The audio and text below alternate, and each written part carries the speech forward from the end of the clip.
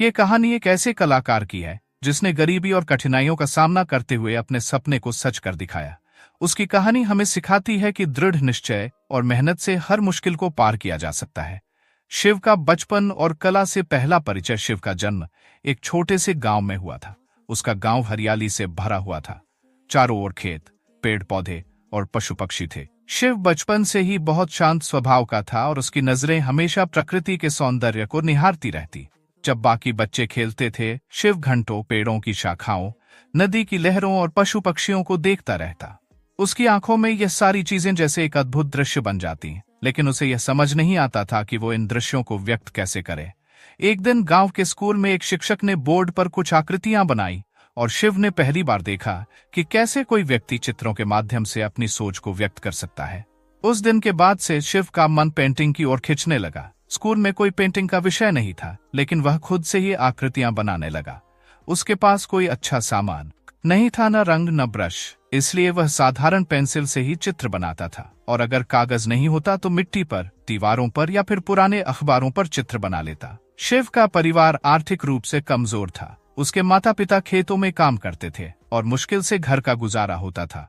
जब शिव ने अपने पिता से पेंटिंग के लिए रंग और कागज की मांग की तो उन्होंने कहा, बेटा, हमारे पास खाने के लिए पैसे नहीं होते, रंग और कागज कहां से लाएंगे।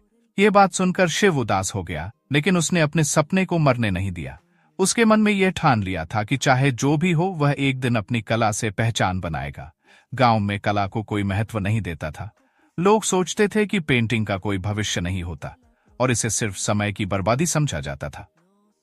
शिव के दोस्त भी उसका मजाक उड़ाते थे, लेकिन वह कभी निराश नहीं हुआ। वह हर दिन अपने खाली समय में कुछ न कुछ नया सीखने की कोशिश करता और अपनी कला को और बेहतर बनाने में जुटा रहता। घर के कामों के बाद वह घंटों तक अकेला बैठकर पेंटिंग करता, जब बाकी लोग सो जाते थे। जब शिव 16 साल का हुआ तो गांव में एक वार्षिक मेला लगा। उसने सोचा कि यह सही मौका हो सकता है जब वह अपनी पेंटिंग्स लोगों को दिखा सके। उसने कुछ महीनों की मेहनत से बनाई हुई कुछ पेंटिंग्स एक पुराने लकड़ी के बोर्ड पर लगाई और मेले में रखी।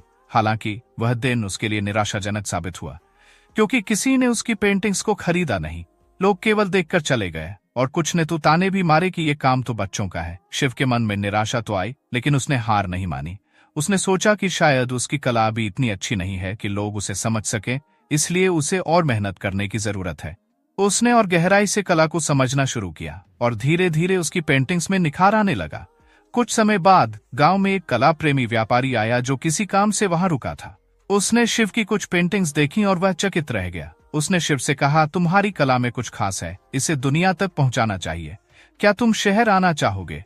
यह शिव के जीवन का पहला बड़ा मौका था। वह इस प्रस्ताव को ठुकरा नहीं सकता था, लेकिन उसके माता पिता को उसे शहर भेजने का विचार अच्छा नहीं लगा। फिर भी शिव ने अपने माता पिता को समझाया कि यह उसका सपना है और उसे एक मौका मिल रहा है। आखिरकार उसके माता पिता ने उसे इजाजत दे दी। शिव शहर आ गया और उस व्यापारी की मदद से उसे एक छोटी सी कला गैलरी में अपनी पेंटिंग्स प्रदर्शित करने का मौका मिला। यह शिव के लिए एक नई दुनिया थी।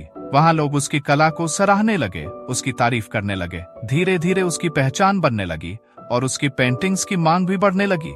शिव ने कभी पीछे मुड़कर नहीं देखा। उसने कई कला प्रदर्शनियों में हिस्सा लिया। उसकी पेंटिंग्स देश विदेश में बिकने लगी।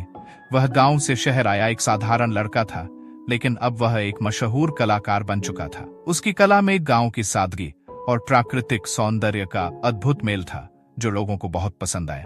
लेकिन सफलता के बाद भी शिव अपने गांव और अपनी जड़ों को नहीं भूला।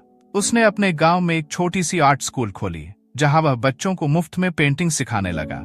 वह चाहता था कि गांव के बच्चों को वही कठिनाइयां न झेलनी पड़े जो उसने झेली थीं।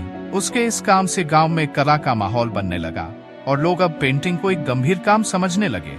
शिव की यह कहानी हमें यह सिखाती है कि परिस्थितियां चाहे जितनी भी कठिन हो, अगर हमारे इरादे मजबूत हैं और हम अपने सपनों के प्रति समर्पित हैं, तो सफलता जरूर मिलती है।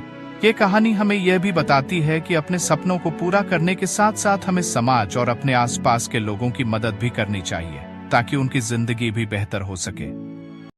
चैनल नया है, ऐसे ही मजेदार वीडियो के लिए सब्सक्राइब करें, करके अपना प्यार दिखाएं, ताकि कुछ और मजेदार वीडियो हम आपके लिए लाते रहें।